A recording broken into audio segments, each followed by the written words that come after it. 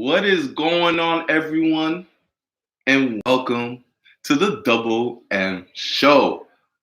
Episode number 25. I'm here with Mr. Mike Nice. What it do, baby? What it do, baby? And the excitement is, the reason he's so excited is we've got the live stream back in action. Round of applause. You know, YouTube, they be doing some funny business. You don't want to tell anybody. They be doing funny business. We used to use another system through YouTube, and they switched things up. So, you know, it's all about regrouping. Messed us up on a couple of our other shows, too. So everyone's going through it. But like always, we find a way to bounce back. Mike Nice, how you feeling, brother? I'm good, man. Like you said, YouTube been trying to play us for the longest time, but it's good to have it up and rolling right now. If you are tuned in, shout us out, hit us up in the live chat. Let us know you tuned in, you joined in the conversation with us. Can't wait to talk to y'all and make sure these topics on the playlist get it on the popping for tonight. So this is your first time listening to the Double M Show. This is where the sports and the urban life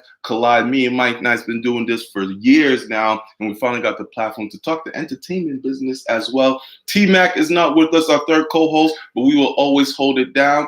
Mike Nice.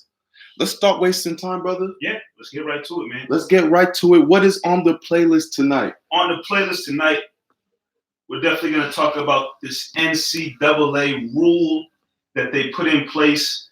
And, you know, a lot of the media backlash that's coming about from it is because it kind of takes target at a certain agent floating around the sports world right now, Rich Paul, but it dives into a lot of other things that we're definitely going to touch upon with that topic. We also want to look at the brand new agreement or partnership between the NFL and Rock Nation. You know, Jay-Z and his company and the NFL come together and have some kind of partnership where it's about social justice and entertainment. That connection there, we're going to dive into what that's all about. We also want to talk about this recent resurgence of 90s, you know, cartoons and movies that are being remade or, you know, coming back to life in a new sense. If they're going to live action or whatever the case is. The nostalgia of our childhood has come back. They're coming back to haunt us. You know, you hear your show coming back. Is it always a good thing? Is it a bad thing? We're going to talk about that for sure. And last but not least, you know, us Boston guys here, we got to talk about the Celtics, and the NBA schedule just dropped. So the Celtics got a lot of big matchups. Obviously, this team, you know, on the rise with some young up-and-comers, you know. So we're going to see how they fare in a couple of these matchups that will take place throughout the season. But let's kick it off with the NCAA, Rich Paul, and this whole, I want to call it a mess, because that's kind of what it is right now. It's a little bit of a mess. NCAA tried to clean it up a little bit within the last day or so, but it came out and it was just pretty ugly, Marv. Very ugly. Yeah, so, you know, NCAA doesn't have a good rep to begin with. Oh my, don't get me started on the NCAA. When it comes with, you know, students and how they portray them and how they use them for money, and then you have a bunch of allegations of how they you know, lure student athletes every year. And right now we're just going to focus on just, you know, basketball. We're just going to focus on the basketball program, because if we even enlarging it to football and all the other athletic sports and that the NCAA covers, we can go on forever. But speaking on just the basketball program that the NCAA runs, that alone, Mike, has a bunch of allegations, a bunch of things that is wrong with the NCAA, and the Rich Paul rule that is now being called is just the latest thing to you know, mark on the NCAA. If you want to speak on the Rich Paul rule. So yeah, you know, I guess, you know, I'll kind of talk about it from my perspective. The NCAA put this rule in place because I guess they kind of feel as if certain agents coming about in this situation, Rich Paul, you know, he's come into a lot of, you know, he's coming to the limelight a lot because he's a guy that, you know, he represents Rich Paul and a lot of other, LeBron James. He represents LeBron James and a lot of other great, you know, since we're talking about basketball, a lot of great NBA players. But then you look at Rich Paul's, you know, history and background. This guy doesn't have a 4-year degree. He didn't go to any big name school and finish with his bachelor's or master's. You know, he just kind of learned the business his way. In some case, his ways. A lot of other ways, people get into a business. They don't necessarily go the route of in school for 4 or 5 years, sitting in the classroom. Sometimes you can just learn the business from being around certain people, doing studies on your own, and thankfully, hopefully, you get sometimes put in the right position. And Rich Paul's a hell of an agent. Oh, LeBron, prime example of how he handles LeBron. He gets career. his players paid, whether they deserve it or not. He's a hell of an agent. Yeah, absolutely. And for some odd reason, because up until this point, as long as Rich Paul has been around, at least not to my knowledge, there hasn't been any kind of negative things to come about how he's going about handling business, how he negotiates, or how he does anything. I've seen or read absolutely zero things about Rich Paul and how he goes about his profession as an agent. But for some reason, it seems as if the NCAA took exception to how Rich Paul gained such a prominent role. Because, he represents arguably two of some of the biggest names in the NBA. He represents LeBron James and he represents Anthony Davis. Now, some people find that it's funny how, Anthony Davis somehow got his way to go over to Los Angeles and play for the Lakers with LeBron James. Some people feel a certain type of way about that. I don't know if that's what maybe led the NCAA to feel a certain type of way. I really can't pinpoint as to why you put a rule in place that says for someone to be in a similar position as Rich Paul, starting now, you need to have, before the rule, they changed it recently, but you have to have a 4-year degree. You have to complete some kind of special test at a certain location. You have to be certified by the NCAA for about 3 or 4 years. A bunch of stuff was put in place that wasn't necessarily there before, but now all of a sudden, once they came out with this rule, it took shot directly at Rich Paul because of who he is and how he got to his position. Right. Rich Paul is, we mentioned obviously the Anthony Davis, the LeBron James, but when you think about the NBA in general, there's probably 5 or 6 agents that run everything, right? It's not like every player has their own set of agents. There's like 5 or 6 really that run 80% of the NBA. And Rich Paul happens to be part of that 5, the 5 agents. Very powerful. He's made his way up, obviously friends of LeBron, and moved up from there. Now he's working with younger cats as well, trying to recruit them. And if you've been paying attention lately, because of how fishy the NCAA is, a lot of players aren't going straight to college. Oh, we can't. We gotta be 1 year. We gotta wait 1 year, whatever. Cool. I'll just go 1 year and play in Australia, or I'll go to the Netherlands. We're seeing big names starting to do that, and that's going to start to become a trend. I guarantee next year you'll see at least 10 major high school students say, okay, let me just go play overseas, get paid, play against professionals, big bodies, and I'll go straight to the NBA. That's what's going to be the trend happening. Rich Paul, he was representing Darius Baisley. He was a high school prospect, supposed to go big. He went straight to the G League. He didn't go to college. G League has their own program now where they develop young athletes. Yep. So Rich Paul is his agent, and NCAA is threatened. They're threatened by a guy like Rich Paul talking to students who say, "Hey, sometimes college isn't for you. Like, obviously college can help, but what makes having a college degree mean you're trustworthy? Mm-hmm. What makes having a college degree mean that you're going to be a better agent than someone else? You went to college. I went to college. Did you learn how to become an agent or any classes? Do you see any criteria in any of those classes that says this is going to make you an agent? No. Because you had a 4-year degree? Nope. You took journalism, right? Sure did. Anything tell you anything about that? Nope. Took some business classes. There's nothing in college that directs you to be an agent. So that all of that is baloney. And when you really break it down, NCAA has always tried to handicap the unprivileged.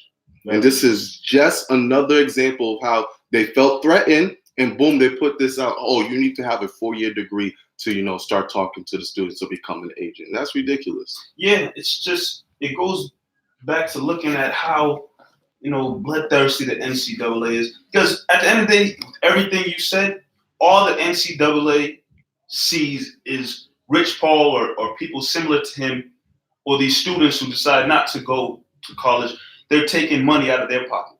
That's it. NCAA doesn't care about anything else other than the fact that, oh, this nice high school student doesn't want to go to college and play for one of these Division I schools where his face can be plastered on national TV for these teams that make millions and millions of dollars a year. And these students don't see a dime from it. That's all the NCAA sees, which is sad. And I think, I can't speak for Rich Paul, or I don't work for Clutch Sports. I think that's the name of his thing with LeBron and them, Clutch Sports. I feel as if, they go talk to these students, these young kids, and say, look, as your agent, I want to find a way to put money in your pocket immediately so you can capitalize off of your talent. You go to college, you play for D1? Yes. You play for Duke or Kentucky or North Carolina. These are big name schools that are on TV and March Madness and commercials. Right, we saw what it did for Zion. Absolutely. But, Rich Paul probably goes, you can have that. Your name will be big in the college realm. But do you want to do that? Or as an 18-year-old kid who is very talented, you can go to this G League program, or you can maybe go overseas and start making money ASAP to help support you. Because you got to understand, and it's just what it's been over the years. Sometimes a lot of these kids are coming from backgrounds where their families and themselves have most nothing. Most of the time. They have nothing. Right. Like, agents or whatever, they go talk to these kids who are living in, tough situations. And you can go and tell them, yeah, your kid can get a scholarship and you can go play a year, or you got to wait a year and your family can't eat for a year because you got to play for college. Or you can start putting money into your family, your parents, your siblings, household ASAP. And another thing that, Rich Paul, let's face it, he comes from that environment that most of these, so he can relate. He's an agent that can relate. There's not many agents like Rich Paul. There's not a lot of black agents. So he's an agent who can go up there and say, kid, I know what you're going through. Mm-hmm. I went through that too. Here's an avenue for you. Not like someone else who wouldn't know how to experience that or never experienced it, doesn't know how to relate, and they're going to give you a different avenue. Or this is the right way to go about it, when the right way is not the only way. Yeah. I commend Rich Paul for everything that he's, from what I've seen and read, that he's trying to do. Because, at the end of the day, he's in business to help these kids, but he's also in business for himself, because at the same time, while he's trying to help these kids who probably look like him, come from similar background as him, while he's trying to help them, at the end of the day, from his business side of it, if these talented, nice kids go to Australia and blow up and start making money at 18, or go to this G League and hopefully start to make money, and they're nice enough that a team will call him up and pay him, he's getting money immediately. He's getting money from these kids and their talent at a young age, so it helps him out at the same time. And it's just a smart business move. I love to bash LeBron about the player. I always bash LeBron about the player, but from the business side of things, everything that LeBron does, his agents, his circle, it seems like they make a lot of smart business decisions. LeBron's making money right now off this Taco Tuesday thing. Like, he got T-shirts and stuff, right, yelling Taco Tuesday with his face. Like, it's just being smart with how to make money and how to, handle your business. I gotta commend them for what they're doing, for sure. And I hate the other side of the argument is, Rich Paul is only this big because, he's LeBron's friend, or think about all the agents who have come up because they were Michael Jordan's agent, mm-hmm. or they were Kobe's. What's his name?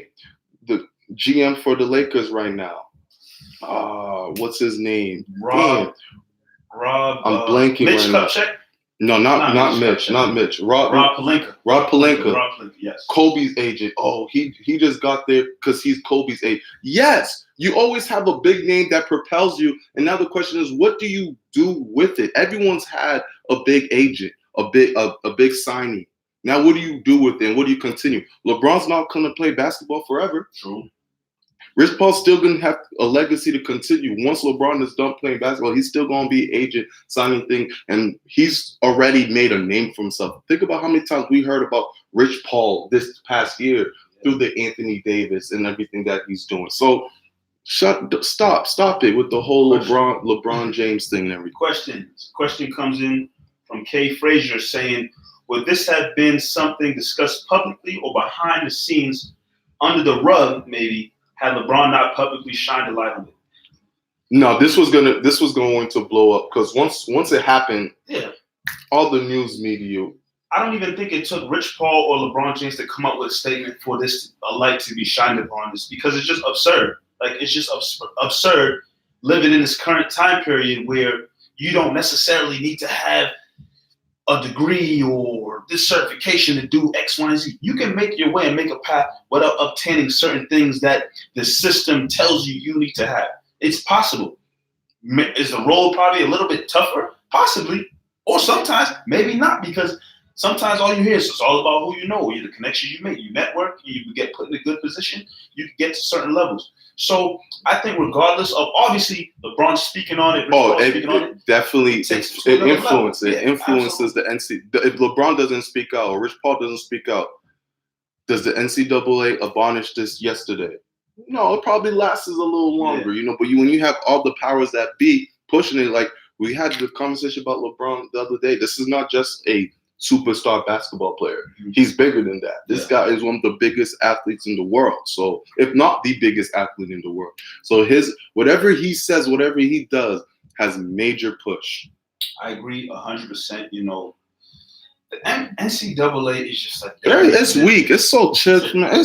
I publicly, people ask me, oh, you watch college football, college basketball? 2 reasons. And one reason used to really outweigh the other one, but as I've grown up and gained more knowledge, it's definitely overtaken the other reason. First reason, it's too many damn teams in basketball and football. It's too many damn teams to worry about. I'm not trying to keep up with that.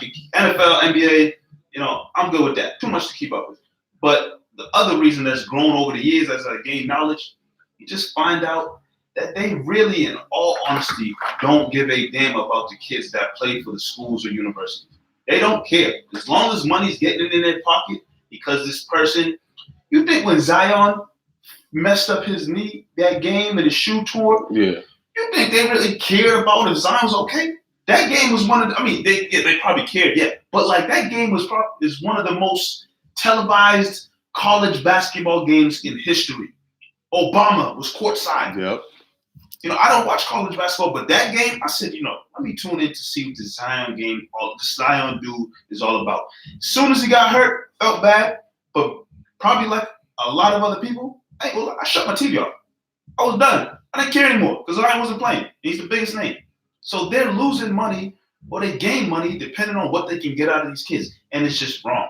Like people, I know we're talking about amongst our friends group, talking about how they missed those NCAA video games because they were nice. Yes, those are fun games. I can't lie to you.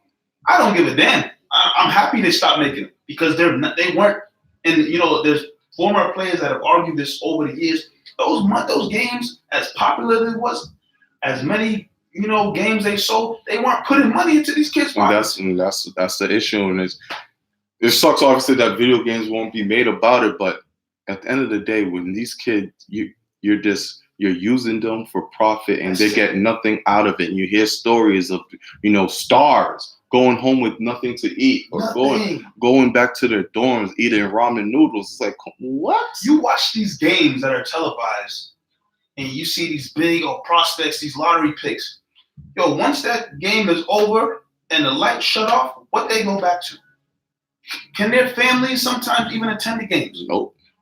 Like you think these guys are superstars in the college realm, but once it's all over and the lights are off, these kids go back to nothing. But when they try to maybe find a slick way, or not a slick way, but they try to get some kind of penny out of it, then here comes the controversy and all the stuff comes out of it. I don't know. It's an ugly business, man. NCAA for the kids, it's an ugly business. It sucks. Yes, the NCAA, they cut that bull rule that they just put in. They abolished it, obviously. And I think they only abolished you don't have to have a 4-year degree. Yeah, but there's obviously going to be other criteria like tests or whatever that you have to take. But speaking out on things like this, at least they're listening because there's a lot that the NCAA must change. But speaking of change, I think that works into our next topic, Mike, on what's happening with the NFL. Yeah, so I think earlier today, an agreement was reached, a partnership was reached between the NFL and Rock Nation. Those you know might not know Rock Nation, company owned by Jay-Z. Not only, do they handle the music and whatnot, but they got into working with athletes. There's a lot of big name athletes signed with Rock Nation, especially in the NFL. I think Saquon Barkley signed with them, Todd Gurley signed with them.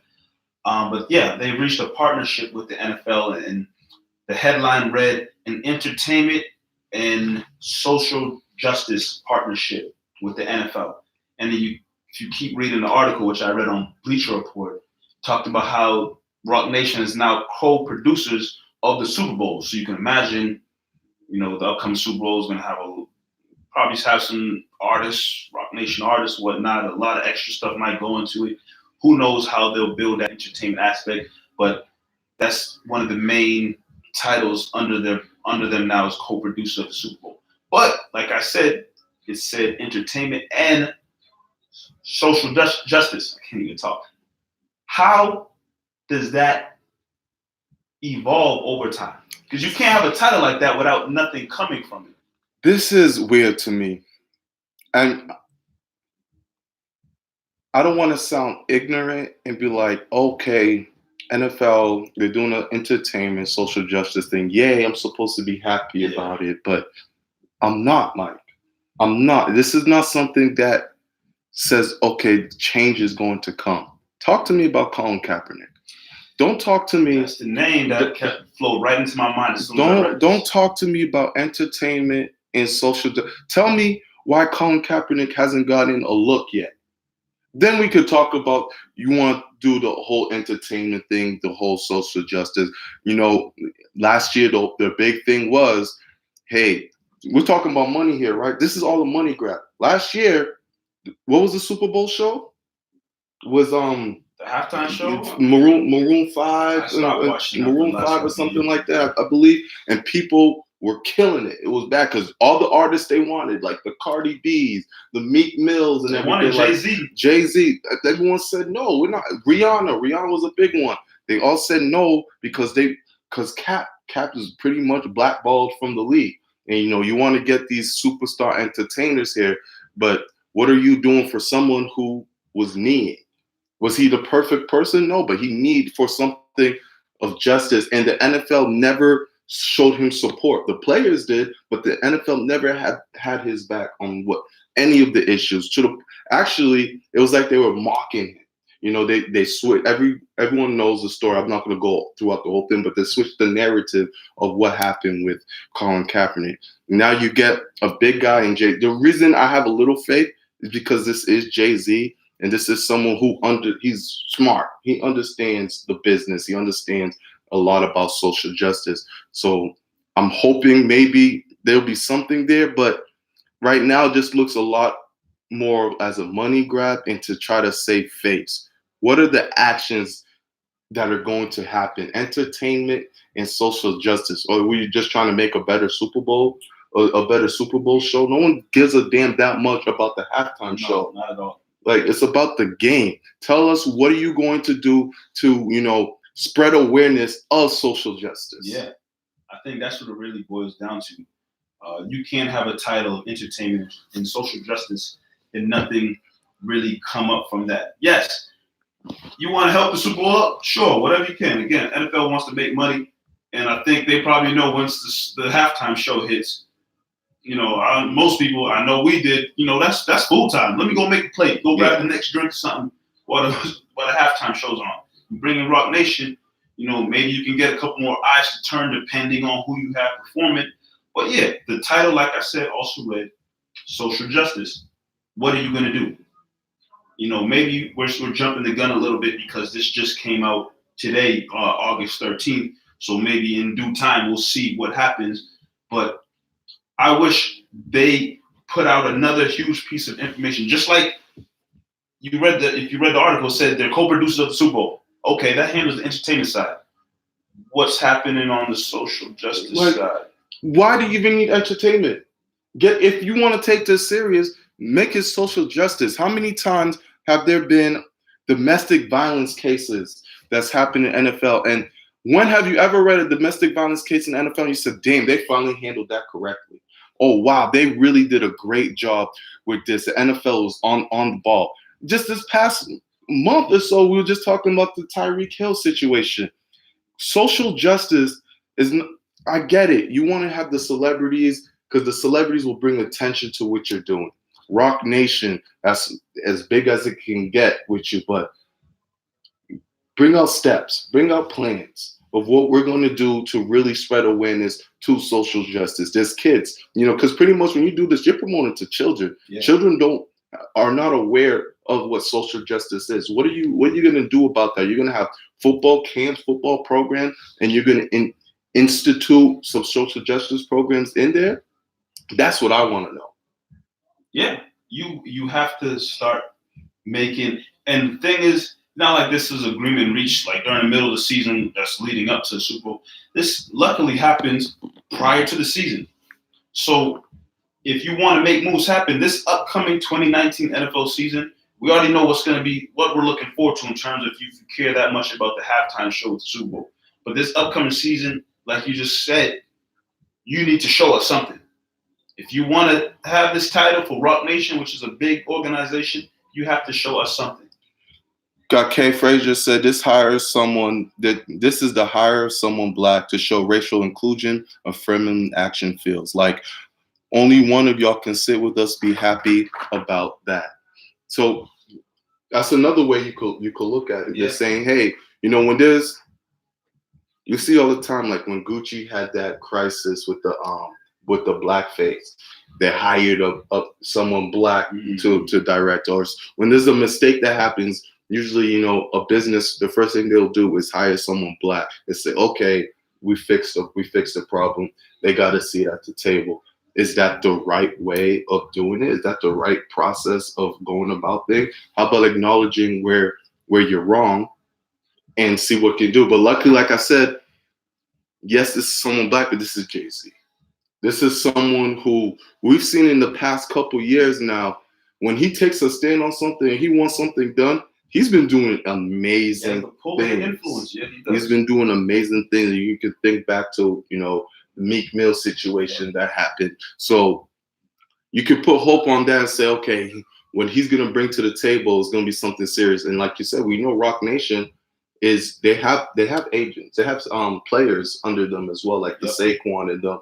So maybe include them into whatever programs that you got, and then I'll be satisfied on what's going on. Just the whole entertaining and social justice. Look at this, Rock Nation, and I didn't like the rollout.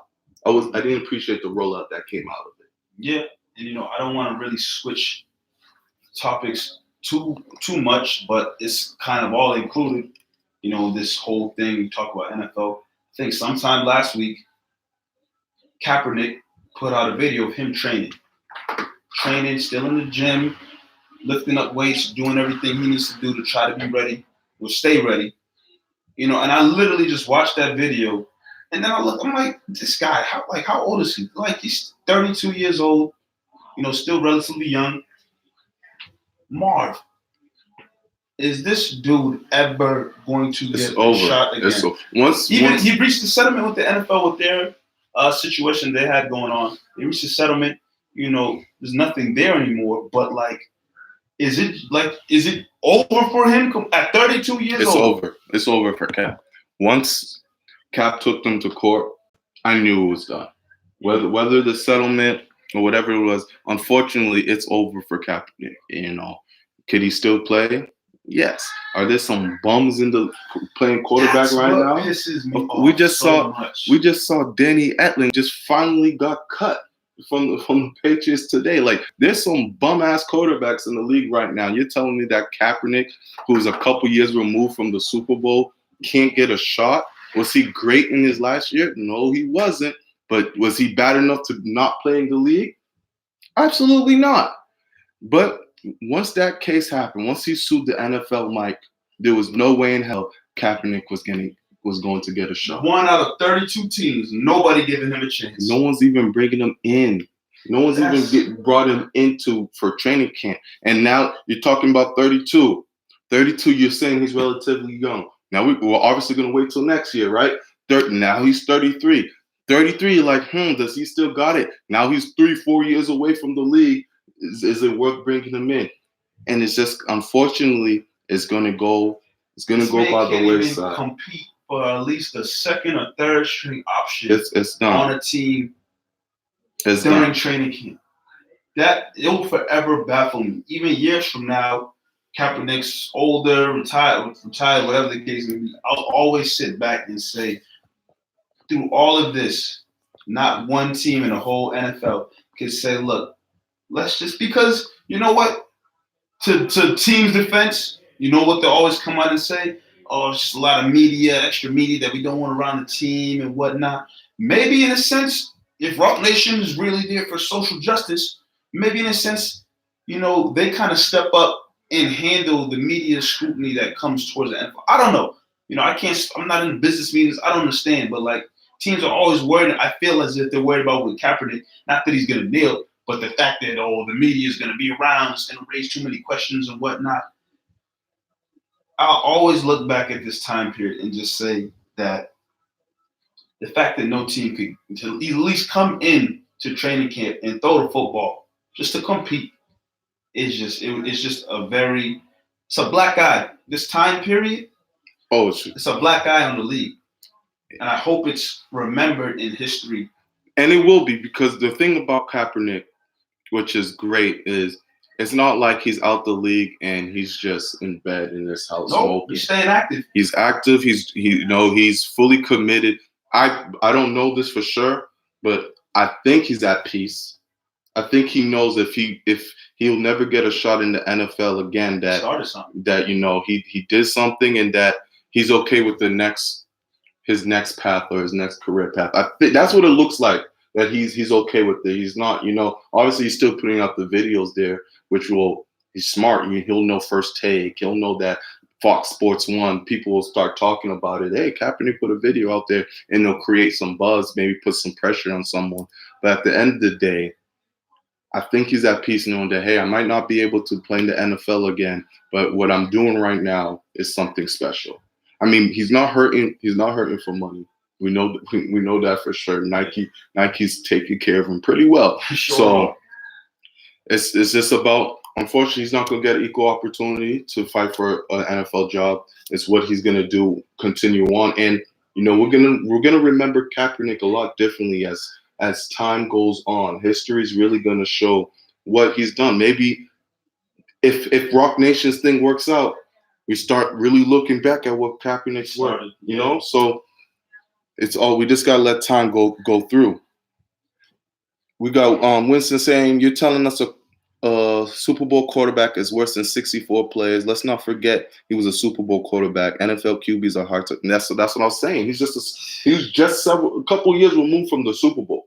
Just a couple. It's not like this was a solid 2005. 49ers that led them to the Super Bowl. It's not 2005, not 2006. This man was burning up the league. Would it make a difference if they won?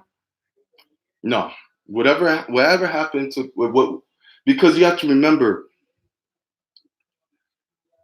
Kaepernick did have a bad year. Oh yeah, he had a down year for sure. You know what I'm saying? He had who replaced him, Mullins or something like Mullins or whatever. But he wasn't bad to where he couldn't compete for an NFL job. Nate Peterman bad. What's that dude's name from the Bills? And he has a job. Nate Peterman is in Oakland. Yeah. He's an Oakland quarterback. That's crazy. That man throws picks. 5 interceptions or 4 help me win a game because I had the Chargers defense. Wow. Whoever faced up in fantasy, that is blessed. Don't talk to me about that. Yeah, man. It's just it's wild to me. That'll always be an ongoing conversation we can always have. But in terms of Rock Nation having this partnership now with the NFL, we'll see what comes from it. So I said how I felt about it. I'm still iffy about it. I don't like the rollout. When you saw it, what was your feeling towards? I kind of said it entertainment, social justice. That was the headline of the partnership. We saw the entertainment aspect. Now I'm sitting here waiting to see what are they going to do for the social justice side of it. Like, something has to come from it. You know that they're co-producers of the Super Bowl. All right, cool. But social justice has been something that's really been bubbling in the NFL now, with players kneeling, Kaepernick and other players were saying different things, about the different issues going on. How is Rock Nation and the NFL going to come together and shine a light or do something differently or spark something? That's what I'm waiting to see. So, I know you said, you didn't like how it was rolled out and presented. I can hear that and agree with that. I'm just waiting to see what unfolds from it, because if this NFL season goes on and all Rock Nation is known for at the end of this 2019 NFL season, they're just known for co-producing the Super Bowl, then they fail. If you get a big name, look, we finally got Drake to come to the Super Bowl, and that's cool, and Beyonce. That's cute. It's cool. But if the NFL season ends, we get all the way to February of 2020, and all Rock Nation is known for is just co-producing the Super Bowl and making it a little bigger than the previous year, then they failed at their job title. Their partnership was only 50% complete. So let's see what comes from it. That's all I can say, man. In all honesty. Let's move on. Let's switch gears here. We are now in 2019, and for like the past couple years, say around like 2015 on, there's been a nostalgic movement through the way people dress, the way music has come back, through autobiographies, through entertainment, movies. Everything seems like the 90s was really a thing. It was really a major movement. I personally think because that's when media was at its highest. We grew up in the 90s. Yep. We just happened to be blessed growing up in that era where the cartoon was the biggest. There wasn't cartoons in the 80s like that. There wasn't cartoons in the 70s. 90s were all the cartoon. There was cartoon channels. Yeah. Nickelodeon, Cartoon Network were created in the 90s. At the shows where they just show cartoons all day. So that was in the 90s. A lot of movies, Disney movies, really started to go on VHSs and stuff like that in the 90s. Some kids, you don't know about VHSs. I love them. I used to grow up on them VHSs. So in the style of the 90s, we're talking about real colorful styles. I don't even know how to describe it. When I think of 90s style, I think of Martin.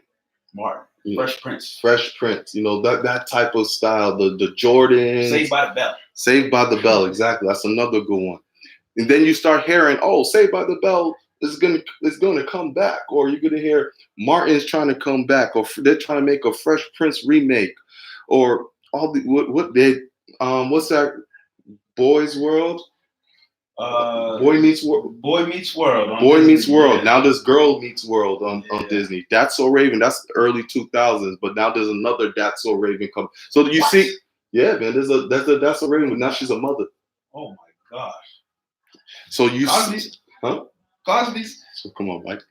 You're not coming out with a Cosby. This is a family show, Mike. This is a family show. Stop it right now. Stop it. No Huxtables is coming out. No Huxtables is coming out anytime soon. But what I'm trying to say is, he's going to be missing, the dad, bro. Why is it missing the dad? He's just not around anymore. Where's Cliff? Cliff, you just couldn't make the new edition. They're gonna make a Cosby show with no Cliff. Cliff alive. Cliff alive, but just not in the best conditions. But Cliff Huxtable. They took Cosby's off all airways. Yo, oh my goodness. So, anyways, before this dude started talking about the Cosbys, which was a great show, shout out to the Huxtable family. I ain't gonna lie, I didn't watch those Cosbys. What? That's you're crazy. Continue, my fault. So the research, there's a lot. Then you see Disney. They came out with I don't remember what's the first movie they really did, but like Beauty and the Beast. You saw Beauty and the Beast. You saw what's that movie they just came out with? Aladdin. Yeah. Aladdin just came out recently. Lion King just came out. All these Jungle Book, which was really good. I love the Jungle Book came out. So you're seeing all these kid movies that we grew up with now be coming out as live action. I heard that they're gonna make a Pinocchio. I heard they're gonna make Hunchback of Notre Dame. They're gonna make Oh, that's a good one. That's a classic. A lot of people don't know about Hunchback of Notre Dame. So you're seeing a lot of these nostalgic shows come back. Now my question is it for the best? Sometimes a lot of people don't like sequels. Sequels are Sometimes they can be hit or miss, man. You just want to leave things alone. Yeah, it's tough because there's literally two sides of it. You can have a show from back in the day that you hear come back, you're like, oh, that's my show. Oh, that's my show. Or you can have a show from back in the day that say, oh, that's my show. Don't touch it. Couple examples. Hey Arnold, great cartoon. I have never met somebody who told me they don't like Hey Arnold. Favorite show of all time. That's something you want to know about. Favorite cartoon of all time. Hey Arnold.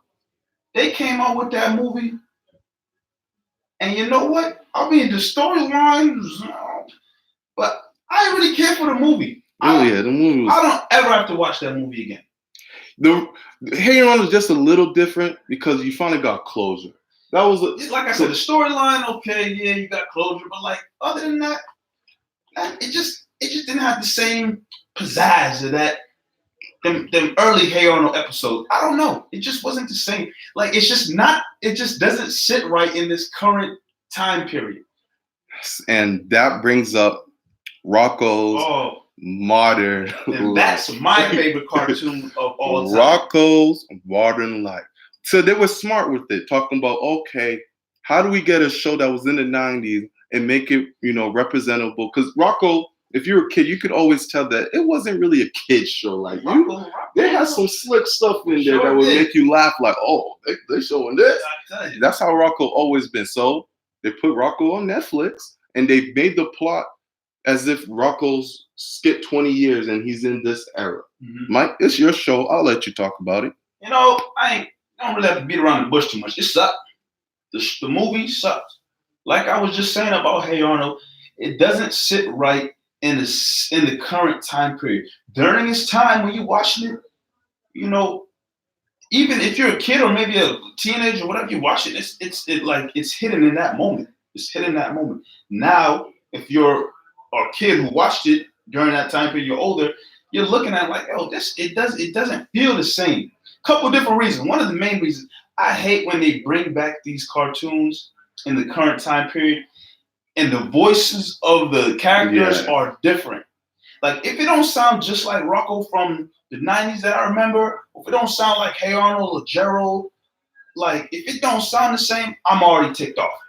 The first word that come out of a character's mouth, if it does not sound the same, I don't want to hear it. Even the Rugrats, when they started making the later Rugrats and, if it don't sound like Tommy and Chucky, I just don't feel right. It don't feel right. And that's what really pisses me off. I know characters get older, so sometimes they move on from playing that person and they gotta go get somebody else to fill the role. I don't like it. I don't like it. That's something that rubs me the wrong way. So that Hey Arnold movie, I thought it was trash because I feel like it wasn't the same. That Rocko's Modern Life movie. Feel like it wasn't the same Rocko. Feel like it wasn't the same Filbert. It was the same Filbert. Maybe I'm wrong. It wasn't the same Ryan, Richie, Richie, who? Whoever changed their sex in that movie. It wasn't the same. Whoever that Ralph. It wasn't Rachel Big Head. Yeah, it wasn't the same Ralph. I tell you that. I just don't like the change of like the boy. It doesn't sit right with me. And again, I don't know. It's just not for the time period. Just not. Now, when you talk about these live action movies, I mean, obviously it's tough to make Rocko and Hey Arnold live action. Please, no. Never, ever, ever, ever, ever. Tough to make. Could you do a live action Rugrats movie? No, you're gonna have to. They've done that, talking babies and stuff. Why can't they do a live action Rugrats movie? Keep. I ain't gonna lie to you. I can see a live action Rugrats movie. That's stupid. I don't know, man. Keep. What's the talking baby geniuses? Yeah, Baby Geniuses. You thought that movie sucked? You ever seen Baby Genius on TV? Have you ever seen Baby Genius on TV? I think it came on TLC. It never came on. Stop lying. That movie came and went. I was like 5. Yo, but it wasn't a bad movie. Have you seen anyone ever talk about Baby Genius? Bro. Who's ever talked about Baby Genius in their life after the movie was gone? I don't. Yo, I like Baby Genius. I thought it was funny. How many times when's the last time you watched Baby Genius? 2006. Bro, I can see the live action Rugrats. It's possible. No, that's dumb. But I did hear Rugrats will be coming back. Cartoon. Yeah, you know, it might suck. But probably will suck. Is it because we're older? You know, we're older. Some of the stuff that entertained us when we were younger won't hit the same. Like, I remember, Mike, you sent a text in our group chat of the new All That came out. And you're like, this sucks. Goodness. But it's like, that's not for us anymore. I don't think it's for anybody. To be honest. All That. Okay, maybe it's because I'm older. I don't know. It's not for us. I guess not. But All That, my. And Keenan and Kel's like producing it. Come on, man. I don't know what they're doing with that show. So let's see what some of the comments are saying. They're running out of ideas. Stefan says, might as well just play the rerun. That too. If you want to bring them back, just play it. Nickelodeon started something so great. What happened to Rewind? Rewind or the Splat or whatever it's called. They had was it a channel or just a period of time? Both or something. Where they just literally played the classics. Nothing. The 90s or All That. That's what it was called. Yep. The 90s or All That. That's when we were in college. Perfect timing. Oh my god. The 90s All That came on at like 11 o'clock. And it just played nothing but the old school Rugrats. I tell you, after a certain time in the Rugrats, I don't give a damn. Once Chucky says All Grown Up was litty. Yeah, that sucks. All Grown Up sucks. All Grown Up wasn't bad. All Grown Up was all right. Once they had Dill and once they had Kim, I was done. I was done with the Rugrats. What's wrong with you, bro? Bro, they not the why Dylan, not Dill, Stu Pickle, why they pop out another kid, bro? What? They was fine with Tommy. Let him run the show. Bro, the crazy thing is Dill came mad early in the show. This dude like 2 seasons of the Rugrats. Bro, the first 2 seasons of the Rugrats was the best. Dill came mad early in the show, bro. Kim is who came a lot later. Both of them. I was all set with that. And then what's the other show that I'm thinking of? Nah, Rugrats was good with Dill. Anyways, that 90s channel of Nickelodeon it's gone now. I feel like they don't even do it anymore. I still, honestly, I ain't gonna lie, late night when I'm laying at my house, that's what I would watch. That's literally what will put me to sleep. I click that channel, it'd be old school Hey Arnold or Rugrats, some old school All That episodes. I used to know exactly when Hey Arnold would come on. Rocko's Modern Life, and that's what I would chill and watch and knock out. You know, but I'm looking at more comments. Shout out to Stephanie. She's saying don't touch the classics. And you know what? In a lot of sense, I feel like more than like 60% don't touch no damn classics. Leave them be. What does that mean, though? I'd rather reruns. Are you talking TV shows, Stephanie, or are you talking like movies? Maybe just leave them all alone. Stephanie, please elaborate, but I'm thinking don't touch anything. I'd rather watch cartoons-wise at least. I'd rather watch reruns over and over and laugh. There'll be episodes where you know exactly what's going to happen already, and you'll still cry laughing at something that happened. That's right. Example. Maybe some people won't remember this. Maybe you will, Marv. I don't know. Keenan and Kel. It wasn't really a 90s cartoon. I think that was maybe early. Not late 90s, early 2000s. Keenan and Kel. Episode where they're sitting in a restaurant. Oh, I thought you was about to say the number of the episode. So, damn, Mike. They sitting in a restaurant, Chinese restaurant. And, during the time, they couldn't do this now because the time period is different. But they're sitting in a Chinese restaurant, and the waiter goes up to Kel and says, "What do you want?" Take Kel says some racist. Kel says a whole bunch of random gibberish that is not Chinese. It's random stuff. And the waiter goes, "Wait, you want me to park your truck on my mother's space?"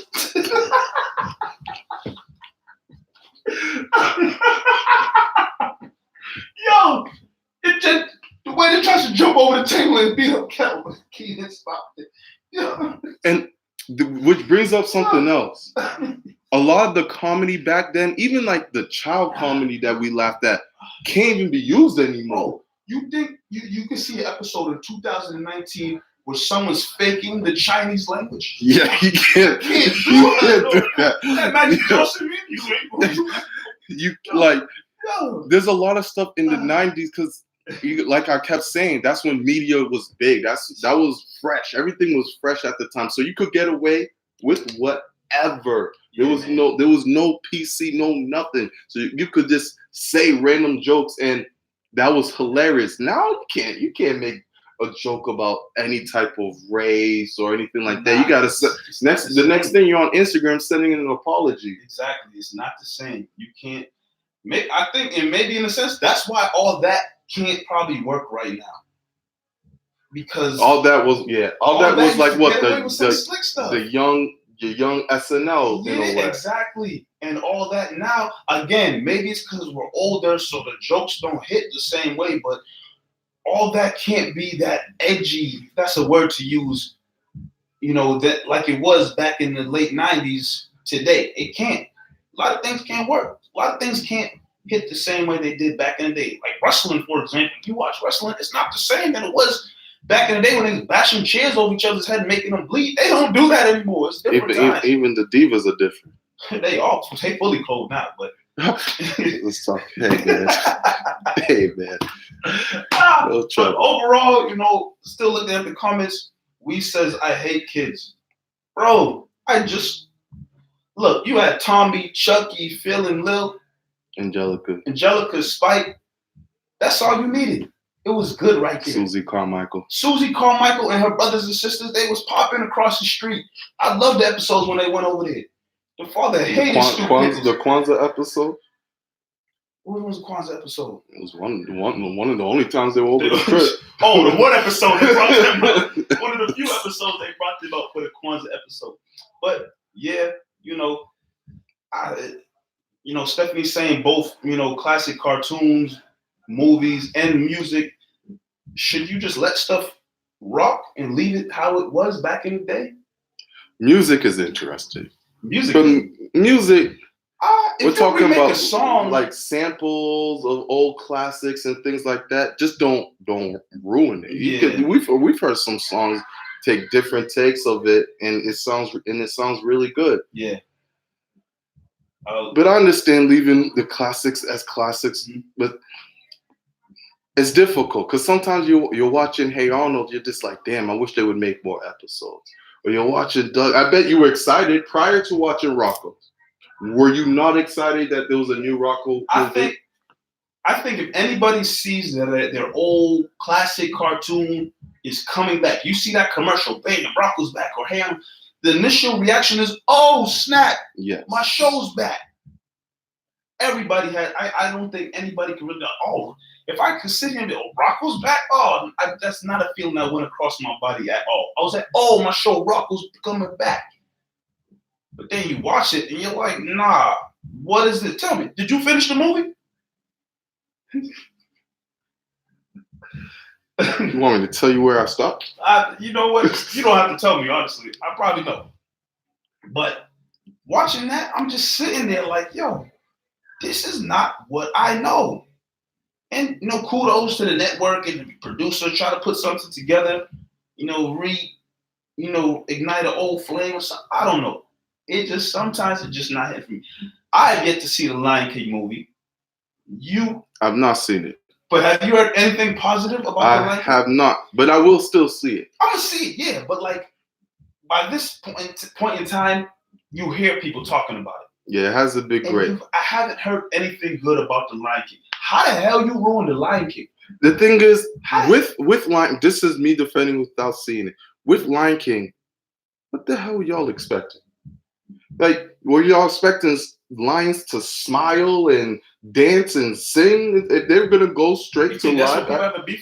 That's what I've heard. Is this they're talking, but there's no real emotion to it. So it's hard to get behind the movie. It's like the lions, the animals.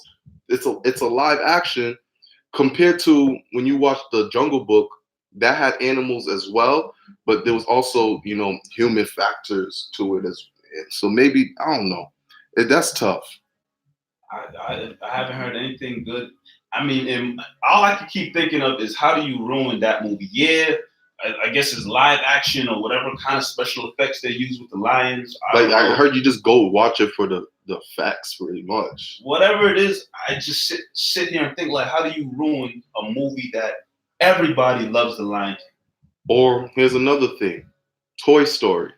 It's not a remake, but they keep making more. I'm done with Toy Story. I tell you, I will not be watching the latest one that comes out. Why not? I heard great things. Has it come out already? It's come out. It's been out. I'm good. I was done after 3, bro. I was good. I couldn't tell you what Toy Story 4 is about, and I really don't give a damn what the 5th one's about. Guys, angry. I'm just saying, man. How many Toy Stories you want to make, bro? I feel you. I know. I used to play with, action figures back in the day. There's no way Buzz Lightyear is still working.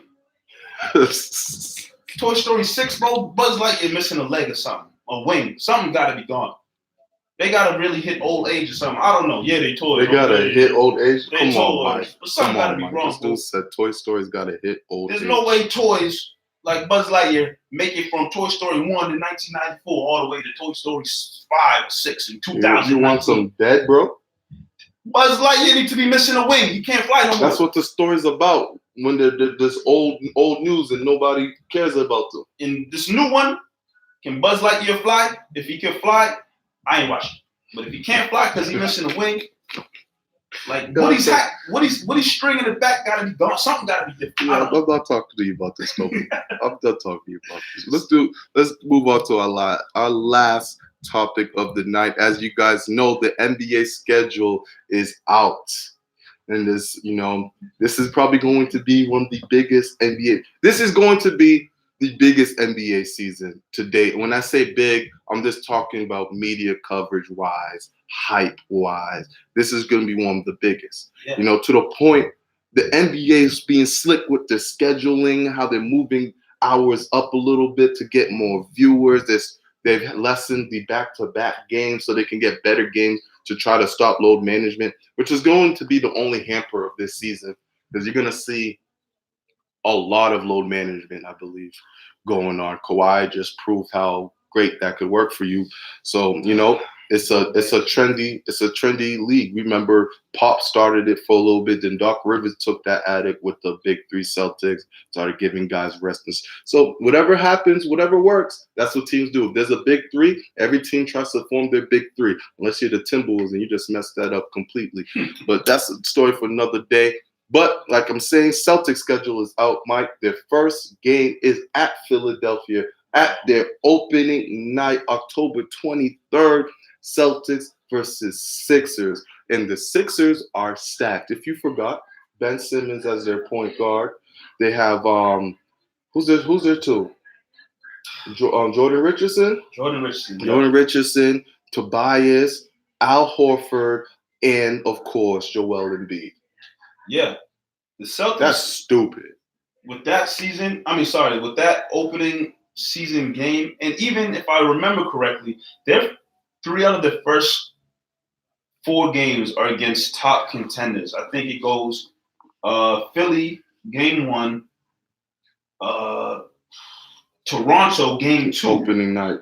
Yep, Toronto game 2. Then they face the Knicks. Yeah, cool Knicks. Then Milwaukee.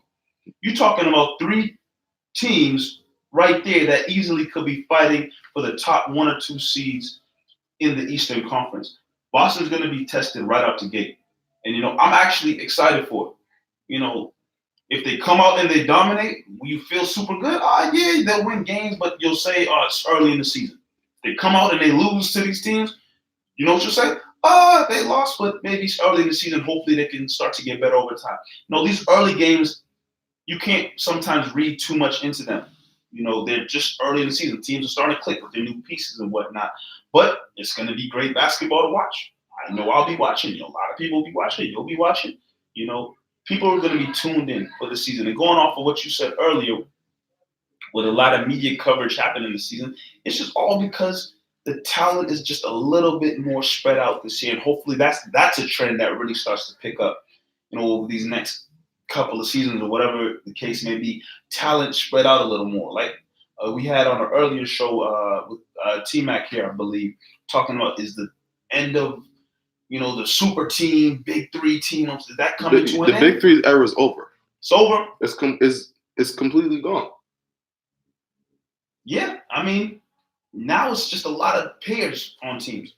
It's a paired team. I mean, you could still have a great collective group of teams. Like, no one ever saw the original Curry, Thompson, and Draymond Green as a super team. No, it took them a couple years. They became a super team with Kevin Durant. And then, then Clay and Draymond became all-stars as well during that time. But they weren't really a super team. It was a great basketball team with Steph Curry. That year they won 73 games where they considered super team. There was just a beast of a team. There was a great team with Steph Curry. You're right. There was never a super team, but you had the Miami Heats, of course. You had the you had obviously the Celtics. You could say that the Spurs had their own version of the big three. A lot of teams started making their own.